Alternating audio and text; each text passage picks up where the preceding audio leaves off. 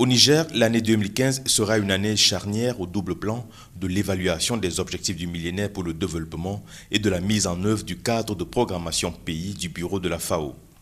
Située au cœur du Sahel ouest africain, la République du Niger est un pays sans littoral qui couvre une superficie d'1 267 000 km² avec une population estimée à 17 millions d'habitants en 2014, dont près de 80% vivant en zone rurale.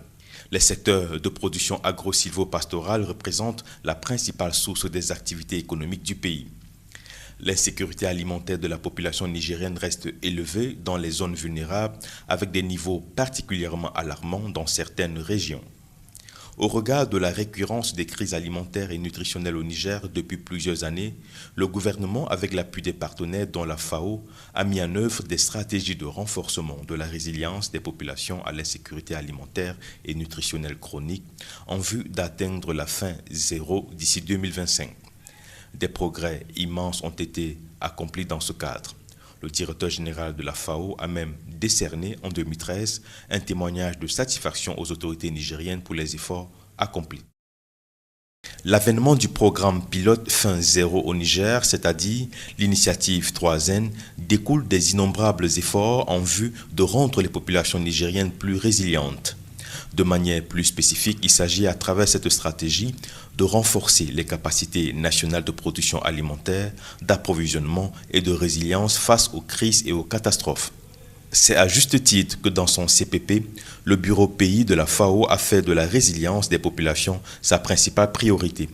Il s'agit, pour y parvenir, de renforcer le pouvoir d'achat et d'ajustement des ménages vulnérables.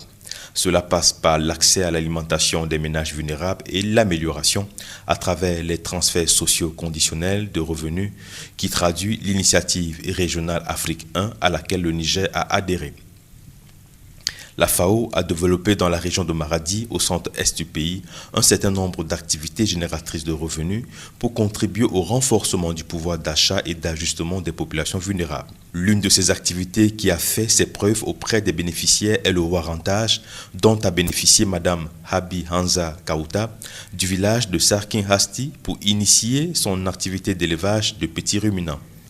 L'appui à la mise en place des banques céréalières, de boutiques d'intrants agricoles, de périmètres irrigués, de banques d'aliments bétail et la récapitalisation du cheptel sont autant d'activités génératrices de revenus initiées par la FAO pour accompagner les populations dans cette région. Le programme de rapitalisation du cheptel à travers les projets de distribution de petits ruminants est particulièrement apprécié. Les bénéficiaires du projet FAO Eco de Mayaï, toujours dans la région de Maradi, en sont spécialement reconnaissants. Par ailleurs, toujours dans le cadre du renforcement de la résilience des communautés rurales en général et celles affectées par des chocs en particulier, les agences du système des Nations Unies au Niger ont coordonné leurs interventions dans plusieurs régions à travers le programme Commune de Convergence. C'est le cas des bureaux de la FAO et du PAM qui, toujours dans la région de Maradi, ont mis en œuvre le programme d'achat alimentaire par les Africains pour les Africains financé par le Brésil. Ce projet, à l'instar de plusieurs autres, a produit des résultats concrets qui contribuent visiblement à la construction de la résilience des populations bénéficiaires. Ce projet pilote mis en œuvre par le bureau pays de la FAO a produit des résultats édifiants en matière de renforcement de la disponibilité et de la diversité alimentaire à travers l'amélioration de la productivité des systèmes.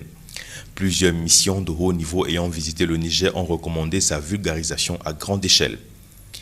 Pour les prochaines étapes, la FAO s'attachera à promouvoir la diversification alimentaire des populations vulnérables à travers son programme de renforcement des capacités en matière d'éducation nutritionnelle, notamment de protection sociale et d'adaptation au changement climatique.